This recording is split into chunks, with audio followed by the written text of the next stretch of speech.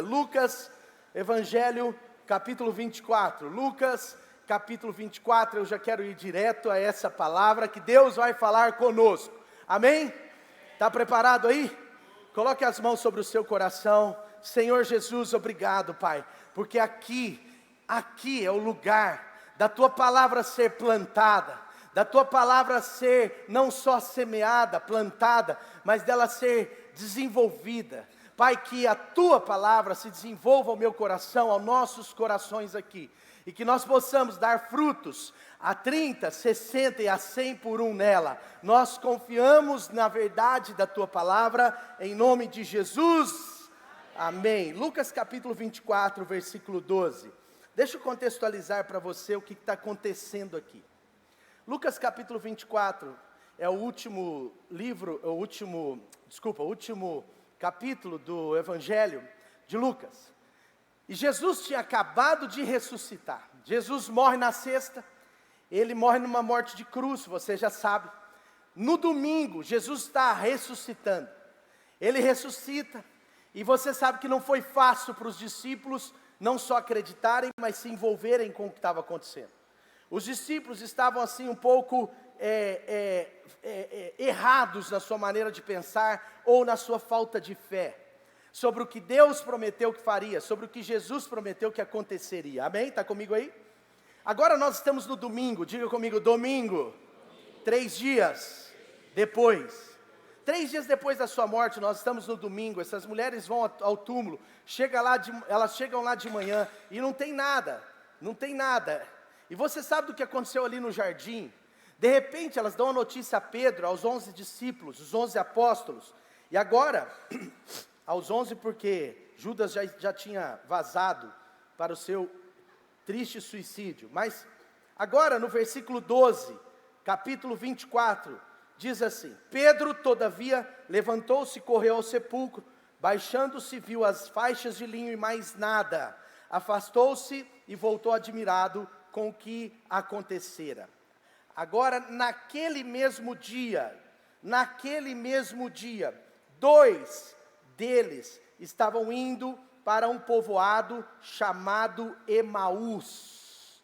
Aqui é o famoso caminho de Emaús, uma estrada de aproximadamente 11, 12 quilômetros entre Jerusalém até esse povoado. Caminho de Emaús, tem muitas mensagens nesse texto, e hoje eu quero pregar um pouco sobre esse momento, tá? Olha o que está escrito aí. Eles foram para o povoado a 11 quilômetros de Jerusalém. A 11 quilômetros de Jerusalém. Eu não sei porque essa versão está tão ruim.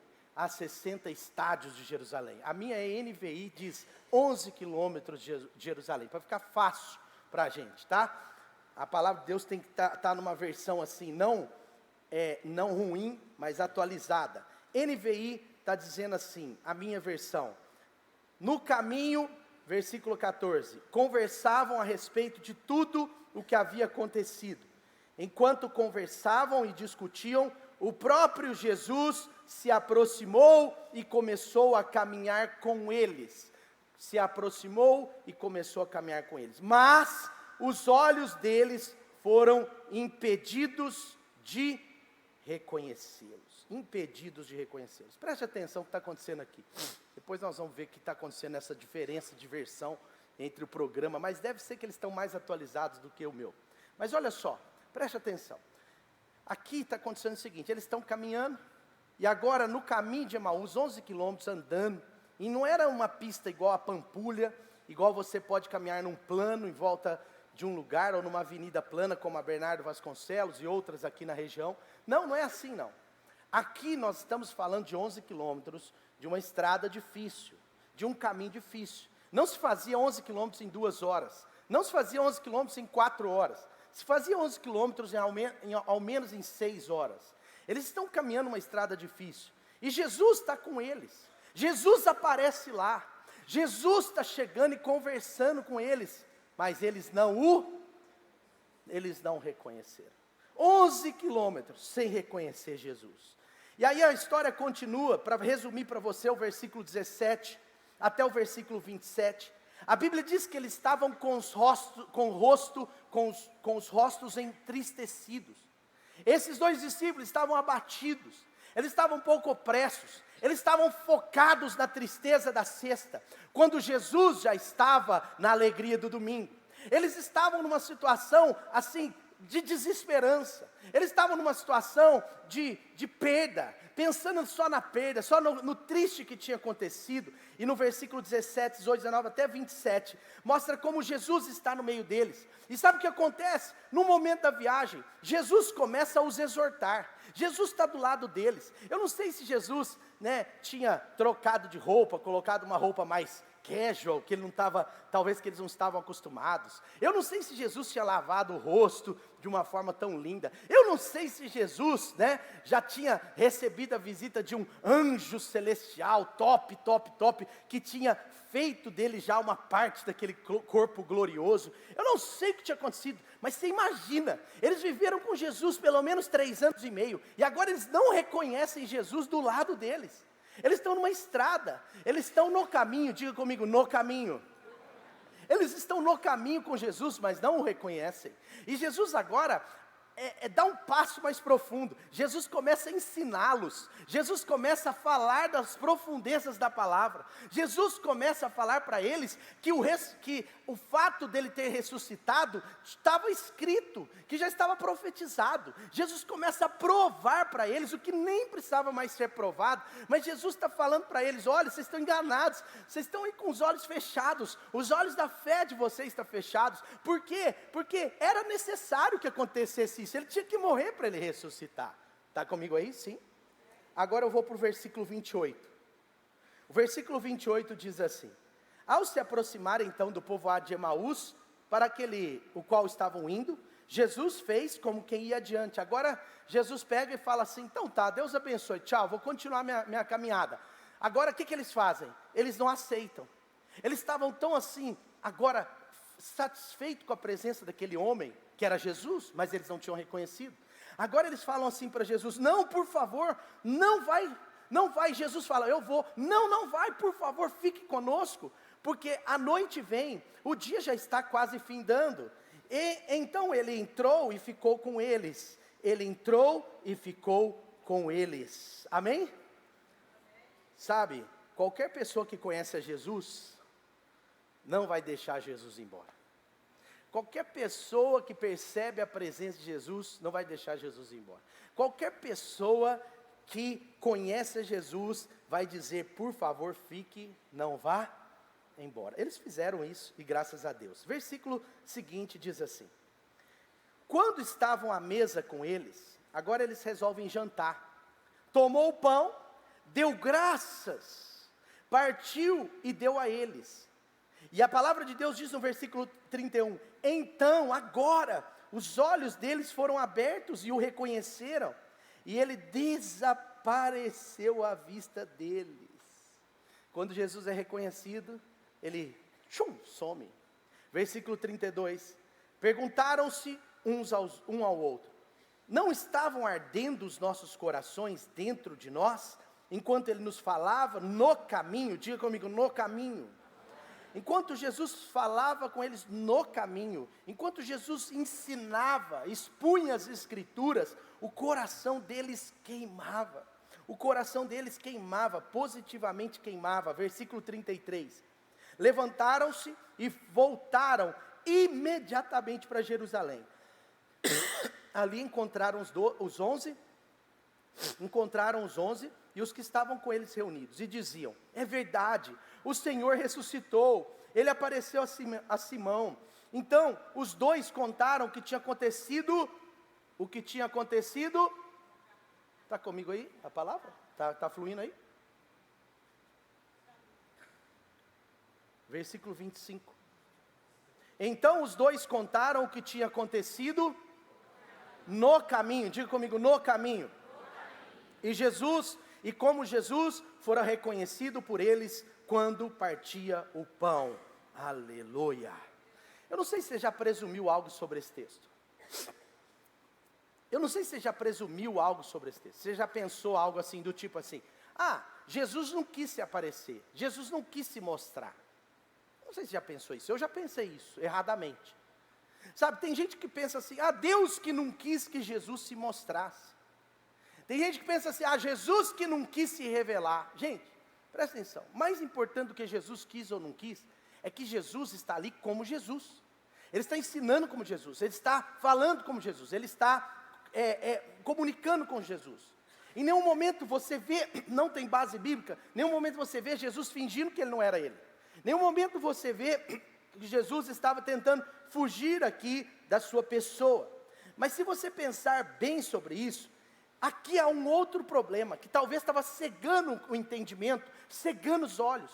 E é algo que pode cegar os seus olhos de ver Jesus no caminho. É algo que pode te atrapalhar de ver Jesus no caminho. E o tema dessa palavra, já está até aqui, é Jesus está no caminho. Jesus está no caminho. Mas sabe, pode ser que a tristeza deles, o desapontamento deles, a falta de fé deles, a falta de convicção no que o próprio Jesus tinha falado, pode ser que a desesperança, a dor daquele momento, pode ser que essas coisas juntas ou separadas estavam totalmente ligadas ao fato de eles não estar vendo Jesus. Eles podem ter ficado tão tristes e até opressos. E quando uma pessoa está com dores na sua vida, dores na alma, tristezas não resolvidas, ela pode sim não conseguir enxergar Jesus no caminho. E aqui eu lanço a primeira pergunta para você. Será que as nossas dores e as nossas tristezas, será que as lutas que a gente passa, será que momentos que a gente fica opresso pelas circunstâncias, ligados ao trabalho, ligados às circunstâncias da sua família, ligados a outras coisas, será que nesse momento isso não faz com que não reconheçamos a presença de Deus no caminho que estamos? A presença de Jesus no caminho que estamos? Sabe, não é só no caso dos discípulos aqui. Mas quantas vezes a gente só reconhece Jesus no caminho, na jornada, depois que a gente chega no fim dela? Eu vou repetir. Quantas vezes a gente segue um caminho difícil, de tristeza, de batalhas, de luta, e aí aqui quando a coisa acontece, quando Jesus materializa a bênção, quando a gente vê que Jesus nos deu o que a gente estava pedindo, quando a gente vê que Jesus fez um milagre, quando acontece a coisa aqui, ou no final, é que a gente vê que Jesus estava presente no caminho. Quantos estão entendendo? Sabe, a primeira coisa que eu quero trazer para o seu coração, é que muitas vezes a gente só reconhece que Jesus estava no caminho no final, quando tudo deu certo.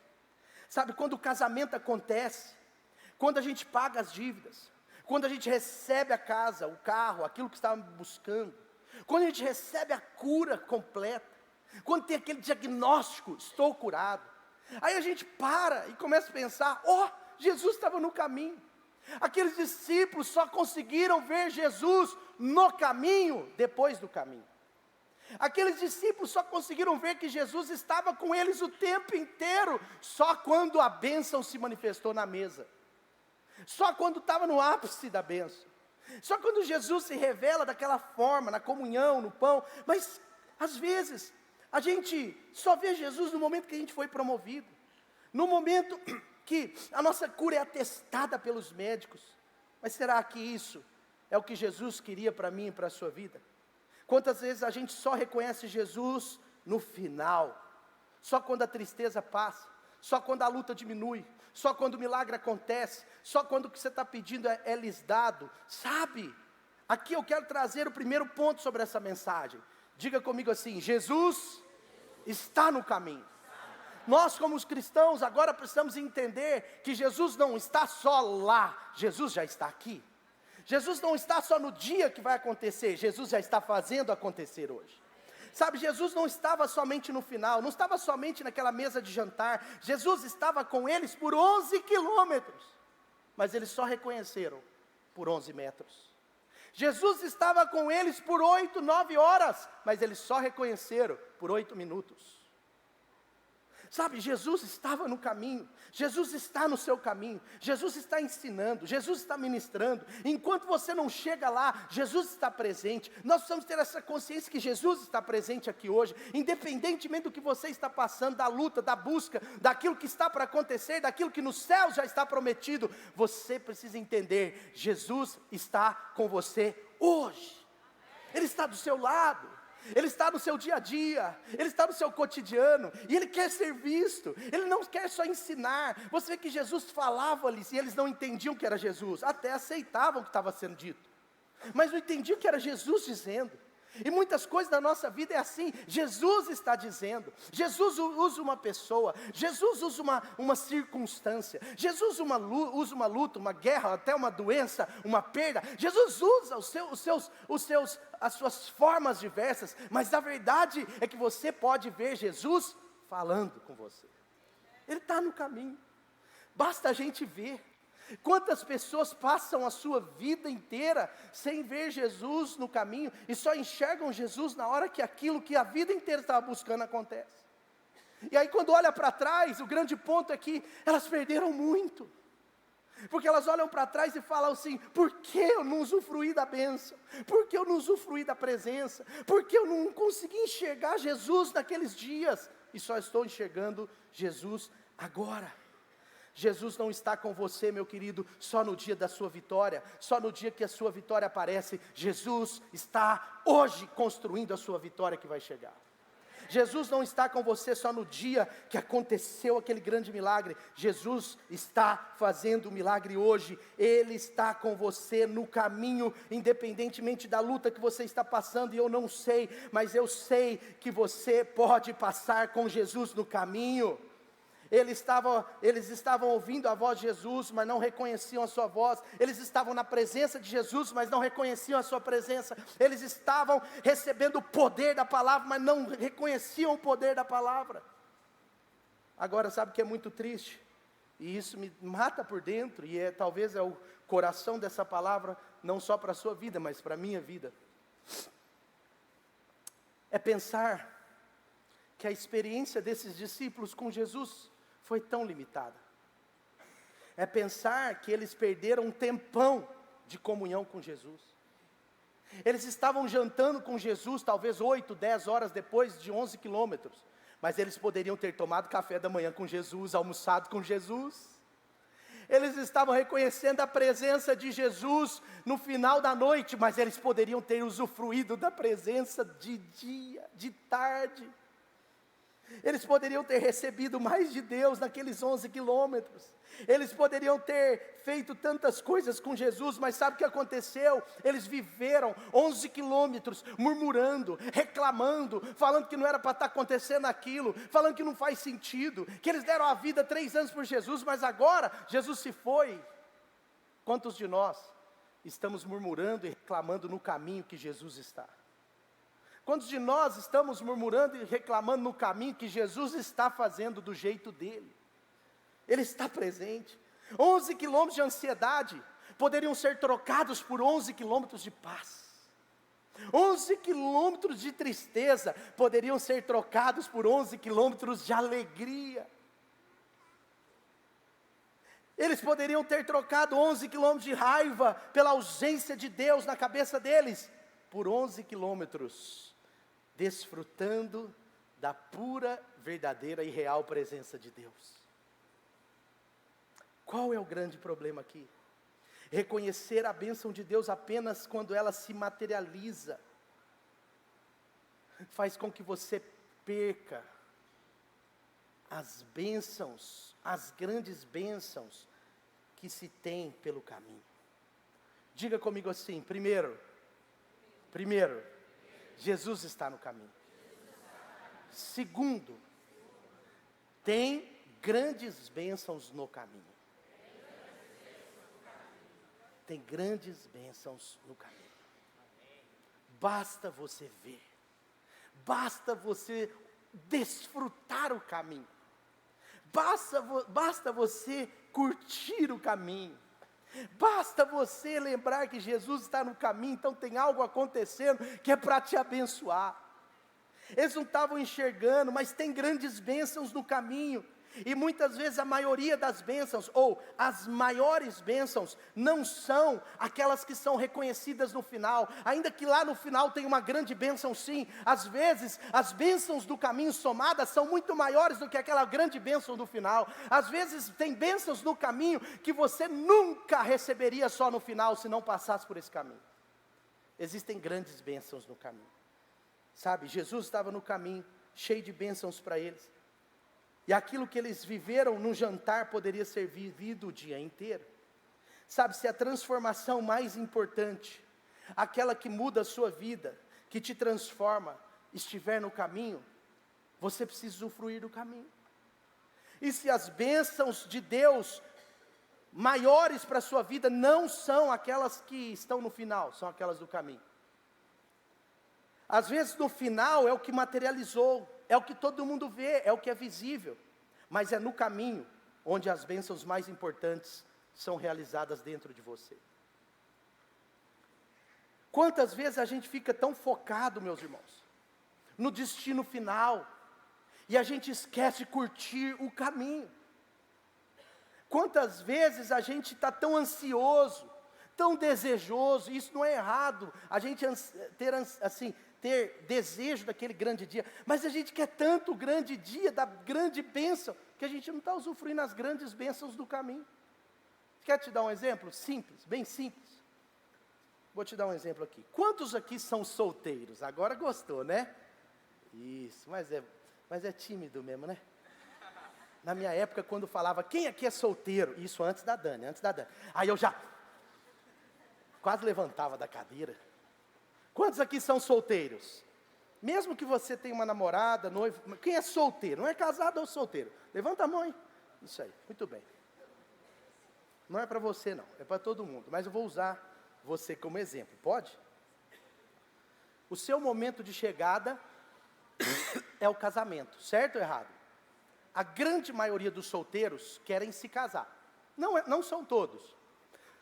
Mas se um solteiro quer se casar, deseja se casar, se ele não tem uma palavra de Deus para ser solteiro, ou algo no seu coração muito forte de Deus para ser solteiro, ele vai querer se casar. Certo, gente? Tudo bem? Não tem pecado nenhum em não casar, tá? Nenhum pecado não casar, ok? Tudo bem? Paulo provavelmente não era casado. Mas preste atenção. Aí alguns dizem que ele era viúvo, outros dizem que... Mas, enfim. Mas preste atenção. Você que é solteiro, está esperando aquele grande dia que vai chegar aqui. Para uns é com 23 anos, 25 anos foi o meu caso, para outros é com 30, para outros até com 45, 50, aleluia. Pode acontecer ou não pode, gente? Pode acontecer, não tem problema nenhum. Tinha 3 amigas do meu pai, de 40 a 50 anos de idade cada uma. E aí um dia meu pai orou por elas, meu pai orou muito fortemente por elas, e meu pai teve uma visão, que o casamento delas estava além dos oceanos. Olha que aleluia! E elas foram fazer um passeio na Itália, as 3, solteirona, 42, 45, 48, foram fazer um passeio na Itália. E eu vou encurtar a história, porque a história é emocionante, mas uma hora eu conto, porque elas já vieram aqui, uma delas já veio aqui, outra está para vir agora. Mas sabe de uma coisa? As 3 se casaram na Europa. Uma se casou com um evangelista da Suíça, hoje ela mora em Natal, é amiga nossa. Outra se casou com um evangelista, um homem assim, que tem um testemunho maravilhoso, se converteu dentro da prisão. Ele traficou drogas na Suíça, e ele se converte a Jesus dentro da prisão, sai da prisão, é discipulado, muda de vida, vai trabalhar numa indústria, conhece ela, e a outra casou com esse homem. Mas o cara tem um testemunho violento, nunca mais se envolveu com nada, é um cara muito abençoado. E a outra casou com um italiano. Glória a Deus. Está vendo? Pode acontecer do jeito de Deus, então fica tranquilo, ou tranquila, amém? Mas o que eu quero dizer, voltando à palavra, é que eu me empolgo com essas coisas, né? Mas o que eu quero dizer é que se o solteiro, ele não entender que o tempo de solteiro é para ser usufruído, ele vai perder esse tempo. Meu irmão, o tempo de solteiro é para ser usufruído, não é aproveitado. Que aí é outra coisa. Tem gente que fala, eu vou aproveitar. Isso aí é ruim. Mas o tempo de solteiro é para ser usufruído. Um jovem de 16, 17 anos que está namorando, está perdendo a sua vida. Está perdendo parte da sua vida, salvo exceções. E não é uma lei, não é uma regra, eu estou te falando sobre a normalidade. Por quê? Porque Deus coloca nas nossas vidas a oportunidade, o tempo da solteirice. E o tempo de solteirice é maravilhoso. Sim ou não? É bom ser solteiro no tempo de ser solteiro, gente. É bom ser casado no tempo de ser casado. E algumas pessoas, não é maioria, mas algumas pessoas que não usufruem do tempo de solteiro e casam assim desesperadamente, erradamente, sabe o que acontece aqui? Tem muitos problemas no casamento. Por quê? Porque não viveram o tempo de solteiro. Então elas chegam aqui, e aí, não é regra, mas muitas delas dão problema, tem crises existenciais, mesmo crentes, tem pensamentos que atacam a sua mente. Por quê? Porque nunca tiveram o tempo de solteiro usufruído, nunca usufruíram do tempo de solteiro. Por isso que nós somos a favor, por exemplo, que o tempo de solteiro seja bem aproveitado. Tempo de solteiro é sobre você aprender mais. Ensina menos, aprende mais. Quanto mais é usufruir do seu tempo de solteiro, mais você vai aprender. Você vai aprender, você vai crescer. Quanto mais você usufrui do tempo de solteiro, mais você vai estudar. Tem pessoas que não alcançam o nível que Deus queria, porque não usufruíram do tempo de solteiro. Construíram casa antes da lavoura. E a Bíblia diz em Provérbios, isso eu estou falando para os jovens principalmente, para os pais. A Bíblia diz em Provérbios 24, 27 o seguinte, olha o que diz aí, Provérbios 24, 27. Termine primeiro o seu trabalho a céu aberto, depois deixe pronta a sua lavoura e então constitua família. Está escrito isso aí? Olha só, tem uma versão que eu gosto muito que diz assim, a nova tradução na linguagem de hoje, para esse texto ficou muito legal, diz assim, não construa sua casa, nem sua família, não forme o lar, até que as suas plantações estejam prontas para começar a dar frutos, e você esteja certo que pode ganhar a vida. Gente, quem faz as coisas antes do tempo, sofre muito, evite sofrimento. Curta o caminho, desfrute o caminho, não tenha pressa, nem hiperfoco no grande dia, se você precisa viver muitos grandes dias antes desse dia. Quantos estão entendendo? Eu estou falando isso com muito carinho, sem pôr lei sobre ninguém. Tem casos que faz sentido o jovem casar cedo, 18, 19 anos. A Dani casou comigo com 20 anos, ela trabalhava desde os 15. Só que eu já tinha 25 anos, eu já estava no meu segundo emprego, já tinha um salário razoável, eu já estava, e ela também. Então cada caso é um caso, ninguém pode julgar ninguém, mas é desperdício da vida um solteiro que não usufrui dos dias de solteiro. Solteiros, usufruam dos dias de solteiros, curtam os amigos, curtam os pais, curtam sua casa, curtam as viagens, põe a mochila nas costas, faz sua viagem. Porque talvez você só conhece Guarapari. Faz uma viagem. Guarapari não é viagem, é quintal dos mineiros. Amém ou não? Sim ou não? Se você ainda não está, meu irmão, na função que você almeja na empresa, usufrua da função que você tem. Tem gente que tem tanto zói na diretoria, tem tanto zói na gerência, que não consegue ser um bom funcionário hoje. Sabe qual é o problema da grande maioria dos jovens que querem empreender? 93% deles quebram em até 3 anos. 5% arrastam em 10 anos para depois ter sucesso. E só 2% tem sucesso. Mas por quê? Vou explicar. Empreendimento é maravilhoso. Eu sou um cara assim, bem assim, vocês já me conhecem, eu sou uma pessoa assim, bem favorável a quem tem essa expertise, essa vocação e essa impulsão, que empreenda.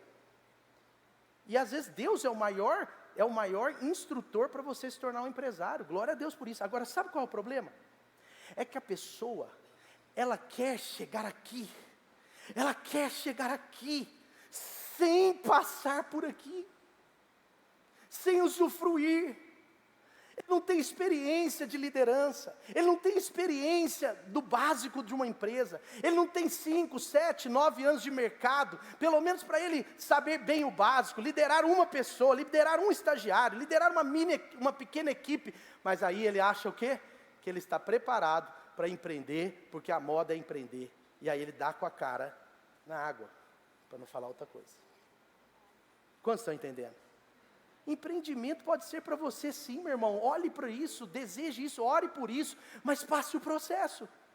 Por quê? Porque é nesse lugar que tem grandes coisas de Deus acontecendo. É aqui que Deus vai te ajudar a formar a sua perseverança, para no dia que a sua empresa estiver numa situação ruim, você não desista. É nesse lugar que Deus vai te ensinar a liderar pessoas, porque se você quiser ser um empresário, você precisa aprender a liderar pessoas. É nesse lugar aqui que Deus vai te ensinar sobre mente de escassez e mente de abundância, porque se você for um empresário com mente de escassez, coitado de quem trabalha com você. É nesse momento aqui que Deus está te preparando para tomar feedbacks negativos, porque quando você for empresário, os clientes vão chegar na sua cara em algum momento e vão te dar um feedback horrível, e você precisa levantar a cabeça, aceitar e tornar do limão uma limonada para continuar. Entende? Tem um processo. Tem um processo, não é que Deus está contra, é que nós precisamos enxergar Jesus aqui.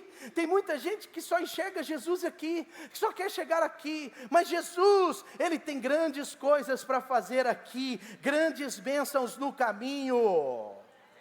Amém? Portanto, jovem, consolide o seu aprendizado, antes de ser um empresário. Consolide. Infelizmente, 93% quebra, porque não aproveitou para aprender nas bênçãos do caminho. Nós precisamos enxergar as bênçãos de Deus no caminho. Jesus tinha bênçãos na vida daqueles caras no caminho. Jesus estava ensinando, Jesus estava trabalhando, mas eles não estavam enxergando Jesus no caminho. Eles só queriam chegar o dia que eles tivessem uma evidência de Jesus. Eles só queriam chegar o dia que Jesus olhasse nos olhos deles e falava: ei, eu sou o Cristo, olha aqui os buracos em minhas mãos. Mas Jesus já estava lá. Diga comigo, Jesus está no caminho. Quando eu fui solteiro, eu nunca me esqueço, porque eu aproveitei muito meu tempo de solteiro. Eu viajei com os meus amigos, cada coisa maluca que a gente fez, mas tudo em Deus, era tudo amigo joia. Mas a gente já fez coisas muito, muito doidas. Nós já alugamos um apartamento no Guarujá de 1 quarto, e dormimos 4 homens de 18 anos em 2 colchões. Imagina que coisa estranha isso. Eu não tinha coragem de contar isso até uns anos atrás, mas agora todo mundo já sabe que eu sou um homem de Deus, aí eu posso contar, porque isso poderia gerar algumas incógnitas. Mas sabe, é coisas que você nunca mais vai fazer na vida. Nunca mais vai fazer na vida. Não estou falando que eu quero fazer também não, porque hoje, graças a Deus, estou bem melhor nisso. Mas sabe, são coisas do momento de solteiro. Eu me lembro tanto que eu estudei, pela graça de Deus, eu passei na UFMG. Mas eu passei na UFMG não é porque eu sou inteligente não, meu irmão. É porque eu sou esforçado e porque a bênção de Deus estava na minha vida. Não tem a ver com a minha inteligência, tem a ver com o que Deus fez. Agora, se eu tivesse naquela época com uma namoradinha, eu tinha dividido o tempo de estudo com ela. Eu não sei se eu estaria estudando lá. Quantos estão entendendo? Tudo tem seu tempo. Você precisa usufruir o caminho. Você precisa usufruir o caminho. Porque muitas pessoas estão a vida inteira tentando chegar lá. A vida inteira tentando chegar lá. Por quê? Porque só consegue enxergar o lá. Mas sabe qual é o problema? Se você só enxerga o lá, você está aqui, só enxerga a bênção lá. Se você só enxerga a bênção lá, é muito perigoso. Primeiro porque você pode nunca conseguir chegar aqui. Porque existem bênçãos que talvez estão aqui para te preparar para a bênção de lá. Mas segunda coisa é que talvez você também pode não conseguir chegar lá, porque quando você chegar aqui, quando você chegar lá, se você não tiver enxergado as grandes bênçãos ali, pode ser que você não vai conseguir enxergar a bênção aqui.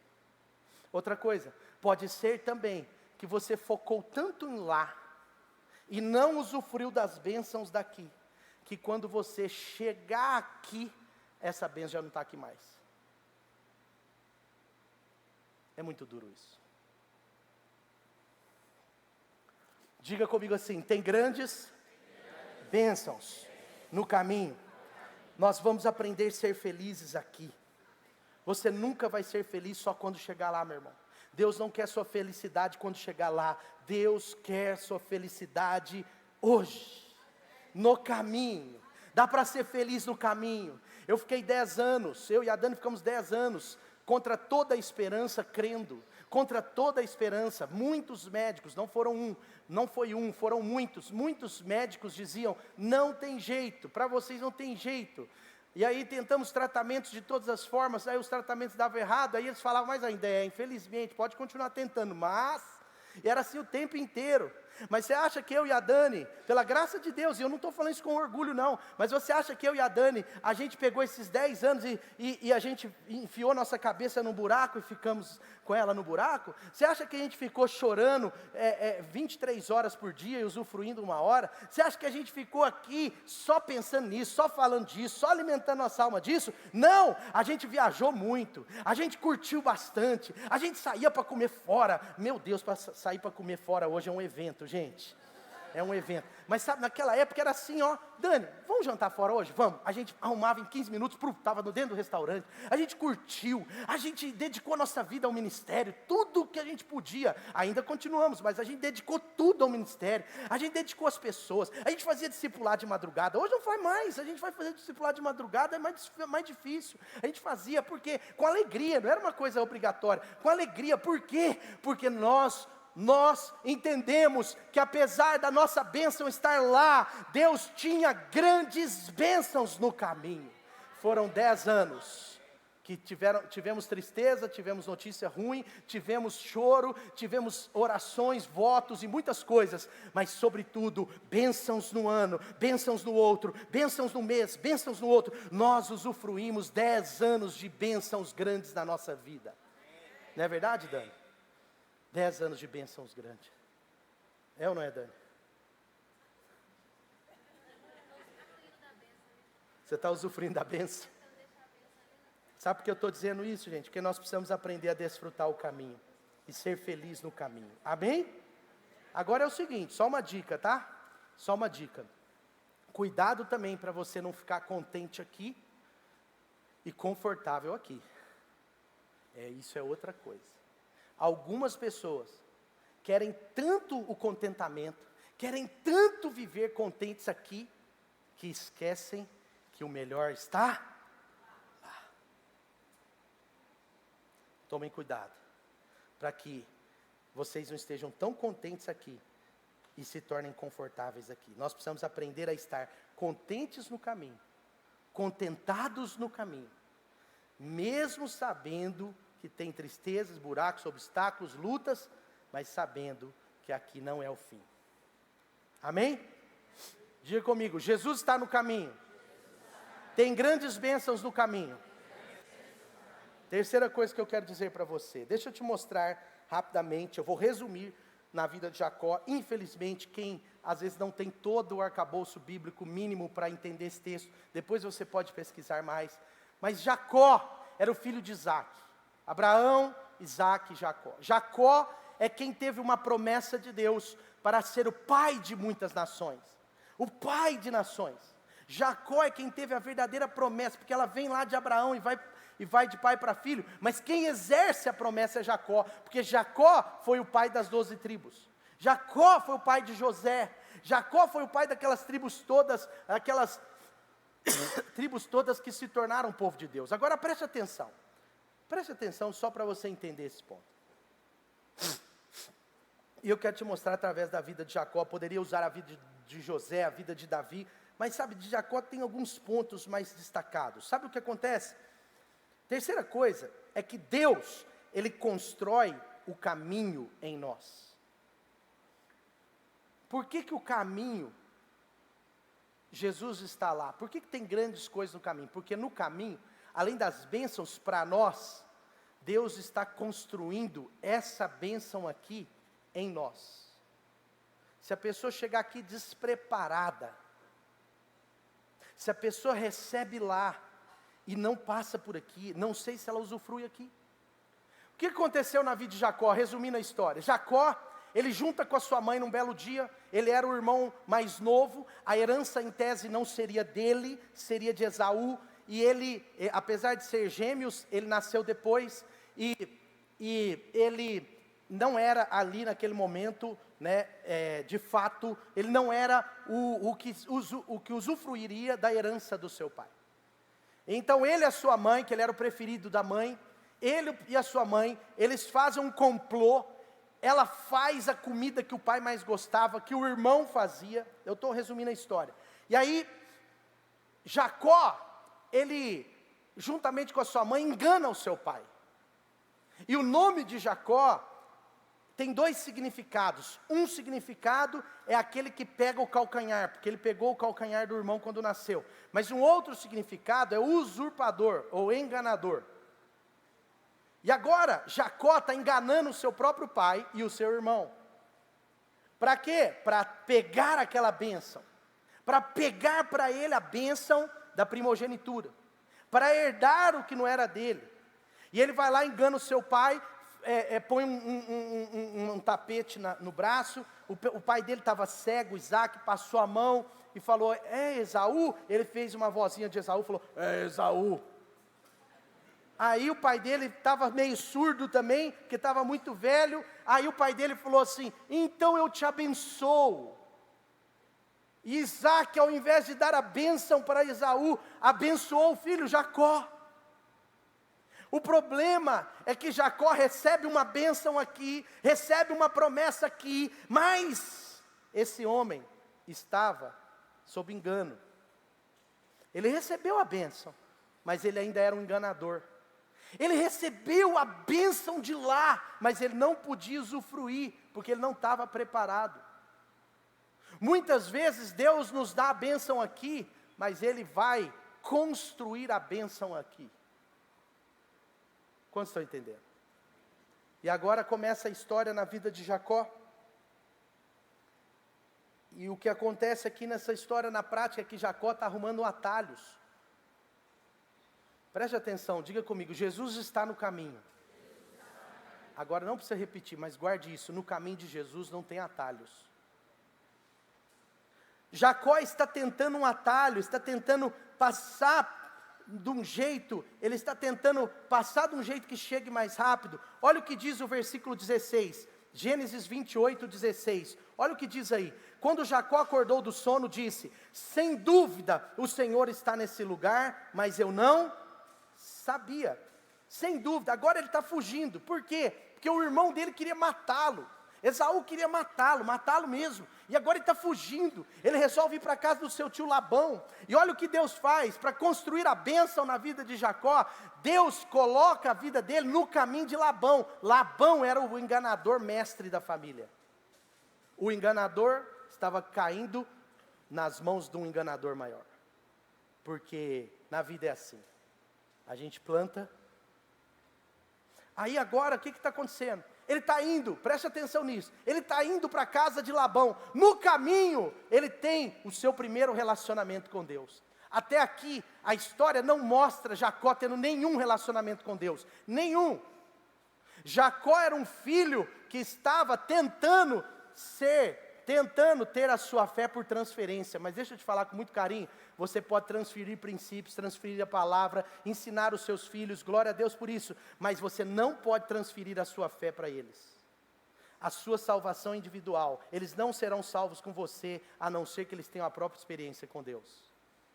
Meu pai era muito crente, minha mãe mais ainda, num certo aspecto, mas sabe o que eu posso te dizer? Eu tive que ter as minhas experiências de fé. Desafie os seus filhos a ter as próprias experiências de fé. Ontem o meu irmão estava numa conversa dura com o Jonathan, seu 02, que lá é 01, 02, 05, 2/5. Meu irmão estava numa conversa dura com o Jojo, porque o Jojo queria batizar. Ele quer ser batizado de qualquer jeito. E o meu irmão falou, Jojo, mas eu preciso entender melhor por que você está querendo ser batizado. Ele falou assim, eu quero ser batizado, papai, porque a Manu foi. Aí o meu irmão estava explicando para ele que a fé tinha que ser dele, que a decisão tinha que ser ele com Deus. E ele ficou em crise, com 9, 10 anos de idade. Ele estava entendendo, ele estava numa crise. E ele começou a conversar com o Felipe sobre isso, mas sabe o que eu quero dizer para você, papai e mamãe? Desafie os seus filhos, porque eles precisam de Jesus, eles precisam crer em Jesus por si mesmos, eles precisam da sua semeadura, mas é a própria decisão deles que vai conectar os céus. Amém? E agora, voltando à história, Jacó tem o primeiro encontro com Deus, o primeiro relacionamento dele com Deus, e aqui é interessante que o versículo 17 diz assim, ele teve medo, porque ele falou, temível é esse lugar não é outro lugar, senão a casa de Deus, e ele chamou aquele lugar de Betel, ele chama aquele lugar de Betel, porque ele estava tendo um sonho, isso está no versículo 19, ele estava tendo um sonho, mas eu quero te dizer uma coisa, a partir de agora, Deus não é mais o Deus de Abraão e de Isaac, a partir de agora Deus é Deus de Abraão, de Isaac e de Jacó, porque ele teve o seu primeiro relacionamento com Deus. Agora onde que aconteceu? Onde que aconteceu? Diga, no caminho. No caminho Deus está construindo a sua fé. No caminho Deus está construindo o seu relacionamento com Ele. Por isso que o caminho não pode ser menosprezado, porque é nesse caminho que está sendo construído o que Deus quer que você viva lá na frente. E agora ele vai para a casa de Labão, eu estou resumindo essa história, ele vai para a casa de Labão, ele quer casar com uma das filhas, o Labão engana ele, fala, quer casar com ela? Trabalhe 7 anos para mim. Quando ele trabalha 7 anos, Labão dá um vinhozinho adoçado para ele, dá um vinhozinho bem alcoolizado para ele, aí sabe o que acontece?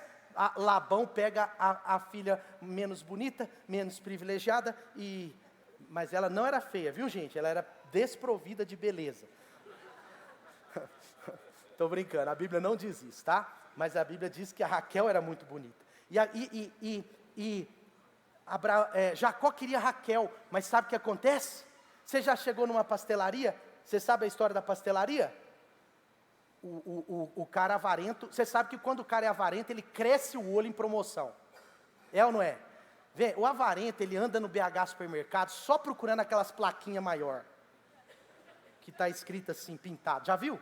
Eu estou brincando, isso não é só o avarento não. Mas quando o cara é avarento, ele vai ficar louco com as plaquinhas. E ele vai comprar o queijo vencido sem perceber. É ou não é? Ou o que vai vencer amanhã. Ele vai comprar enfim, mas aí, olha o que aconteceu. O menino chegou na pastelaria, estava escrito assim, compre um pastel de frango com catupiry e ganhe um de queijo. Aí ele foi lá empolgado, comprou de frango catupiry. Na hora que ele deu a fichinha no balcão, o cara deu um de queijo.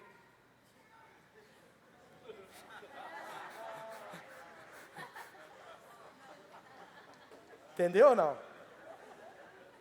Compre um pastel de frango catupiry e leve um de queijo.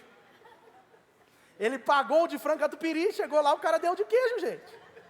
Aí ele falou, cadê o de frango catupiry? O cara falou, tem que comprar. Porque aqui é o seguinte, você compra frango catupiry e ganha um de queijo, mas olha a outra plaquinha lá que você não leu. A outra plaquinha está escrita assim, compre o de queijo e ganhe o de frango catupiry. Jacó caiu nessa. Ele chegou lá e falou assim, compre a minha filha, que eu te dou a outra. E ele achou que era um enganador maior que ele, gente. E Jacó vive 20 anos lá com Labão, 14 anos para pagar a conta das duas mulheres, até que foi barato, eu estou pagando a conta da minha, já tem 17, mas...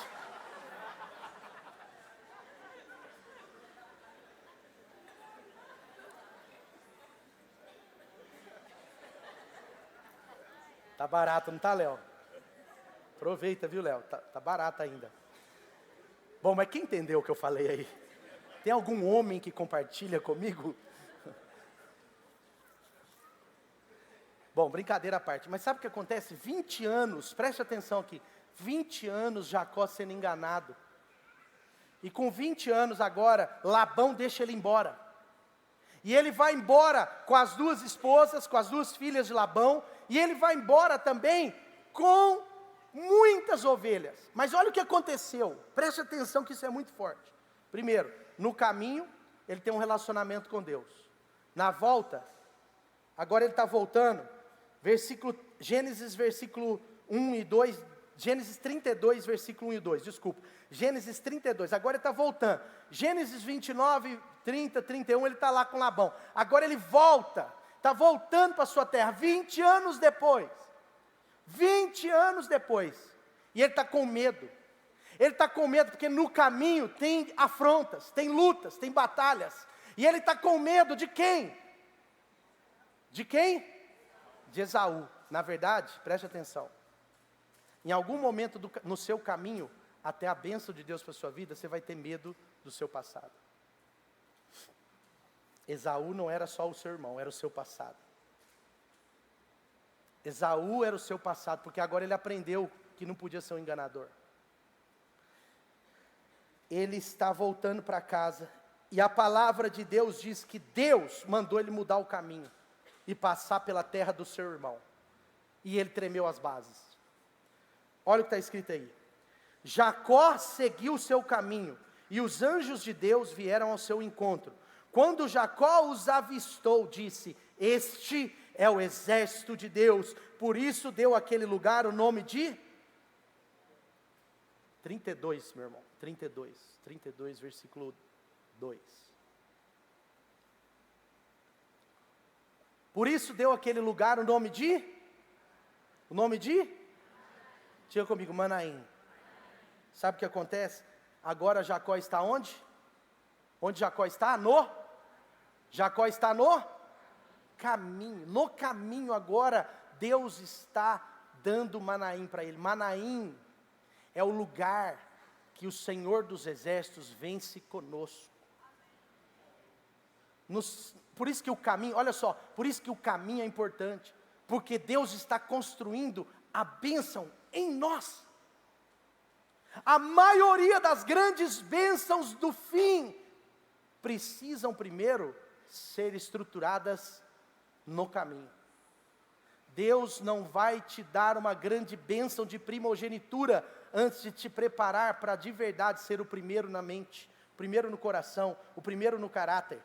Jacó não podia ser o primeiro só com a bênção do pai, ele precisava ser o primeiro no caráter, o primeiro com a bênção de Deus, o primeiro no relacionamento com Deus, o primeiro em confiar que Deus estava no caminho. O cara quer uma grande promessa, mas ele não entende que se ele não confiar no Deus dos exércitos aqui, ele não vai usufruir lá.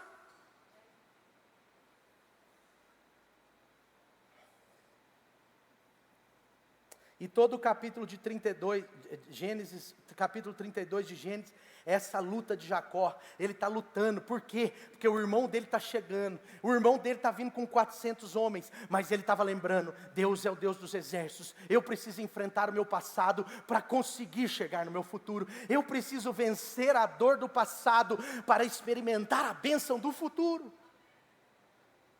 Ele tem que vencer aquilo. Meu irmão, com muito carinho, é no caminho que Deus constrói a sua vitória sobre o seu passado. É no caminho que você consolida o novo homem, que é a nova mulher que você é. É no caminho que você consolida através de Manaim as vitórias que te darão direito à grande bênção de Deus. E por último aqui, nesse... mas era o último só desse ponto. Mas... Estou brincando. Mas olha só, eu te expliquei, o capítulo 32, ele vai com essa luta. Aí, chega no final do capítulo, tem a grande finale.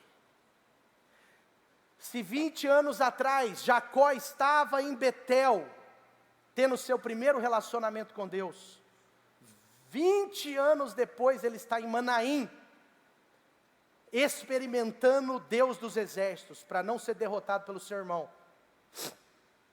Mas alguns minutos depois, ele está em Peniel. Diga comigo, Peniel.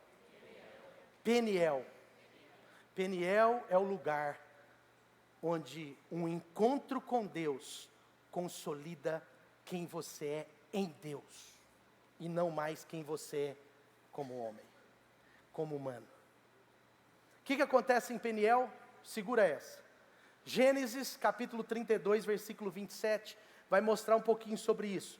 O homem lhe perguntou, qual é seu nome? Agora Jacó está lutando com o anjo. Ele está lutando com Deus. Ele está dizendo para Deus o seguinte: eu não aguento mais ser um enganador, eu não aguento mais, porque eu vi o Senhor no caminho, eu recebi o Senhor Jesus no caminho, eu estou no caminho vendo a mão de Deus sobre a minha vida, Deus tem me abençoado e me enriqueceu na terra de Labão, tudo tem acontecido no caminho, mas uma coisa me falta. Lembra disso? Quem lembra disso? Mas uma coisa me falta. Qual é a única coisa que te falta? Deus falou para ele. Agora ele vira para Deus e fala assim: só falta uma coisa. Eu não vou deixar você ir sem essa uma coisa acontecer.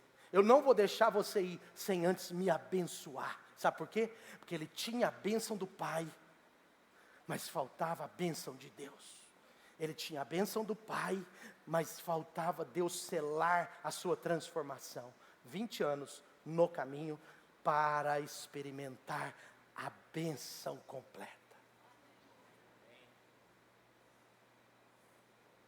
Deus constrói em nós no caminho. O que Deus precisa construir em você no caminho? Ele chega em Betel, 28. Seu nome não será mais Jacó. Olha o que está dizendo aí. Seu nome, quem está dizendo isso para ele? Deus. Seu nome não será Jacó, mas agora o seu nome é príncipe guerreiro, é príncipe vencedor. O seu nome é Israel, porque você lutou com Deus e com homens e venceu. E agora ele fala: por favor, não vá embora sem me abençoar. Jacó chamou aquele lugar, versículo 30, Peniel, pois disse: vi a Deus face a face, vi a Deus face a face, e a minha vida foi transformada, e a minha vida foi mudada, e a minha vida foi poupada. A minha vida foi poupada no sentido assim, e a bênção de Deus sobre mim não foi limitada. Ele me abençoou para que eu pudesse ser o Jacó que Deus tinha para eu ser. É no caminho que Deus transforma quem você era em quem Deus quer que você seja. Eu vou repetir. É no caminho que Jesus nos transforma em quem éramos, em quem nós somos destinados por Deus para ser. Amém. Persevere no caminho. Jacó, 20 anos, você pode ser 2, 3, 5, 7, mas eu quero dizer, a bênção vai se materializar na sua vida. Betel, casa de Deus. Manaim, o exército de Deus vencendo por nós. E Peniel, o lugar de transformação através de um verdadeiro encontro com Deus. Quantos estão aí? Você está entendendo? Jesus está no caminho. E agora sim, bem rapidamente, por último. Mas sabe de uma coisa? Mais de 80% dos milagres de Jesus, mais de 80% dos milagres que Jesus fez, Ele fez no caminho. Deixa eu te explicar uma coisa. Quando Jesus estava indo para ressuscitar Talita, quando Jesus estava indo para ressuscitar a filha de Jairo, Jesus está indo rumo a Cafarnaum lá para ressuscitar a filha de Jairo. Seria um grande milagre. A ressurreição estava logo ali, mas no caminho, diga comigo, no caminho, Jesus para, e o que ele faz? Cura a mulher do fluxo de sangue. Por mais que o maior milagre da sua vida possa estar no final, tem milagres no caminho. Jesus está indo rumo a Jericó.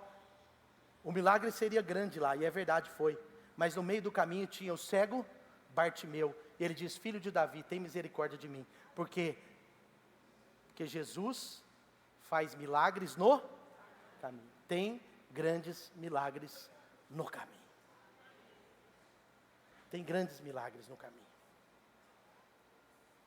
No caminho, Jesus acalmou a tempestade. Ele estava indo para Gadara.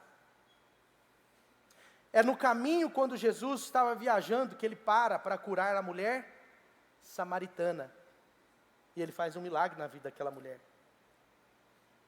Deixa eu te explicar uma coisa.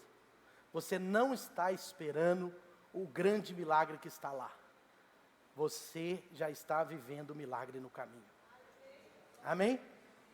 Não desista. O Senhor Jesus certamente está dizendo para você. Por sinal, ele diz em João 14,6, eu sou o caminho, a verdade e a vida. Quantas vezes nós achamos que Jesus não está no caminho? Quantas vezes nós só almejamos lá, mas esquecemos que no caminho tem grandes bênçãos?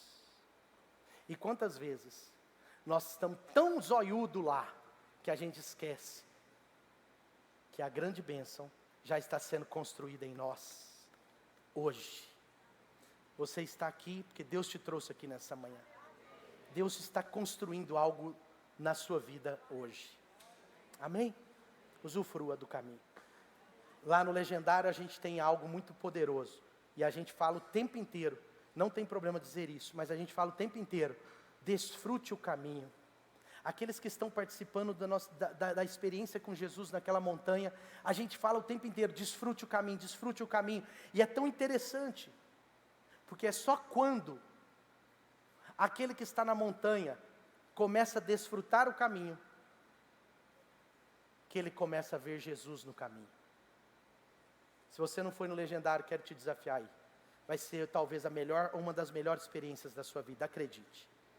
Parcele. Alguém falou assim, é caro, 1.000 e tantos reais, pastor, é caro. Mas tem alguém que disse também assim, caro é um divórcio, caro é a malcriação de um filho, caro é você estar frio com Deus, caro são as coisas que você está perdendo quando você pode ter uma experiência com Jesus no caminho, na montanha. Amém? Fique de pé no seu lugar.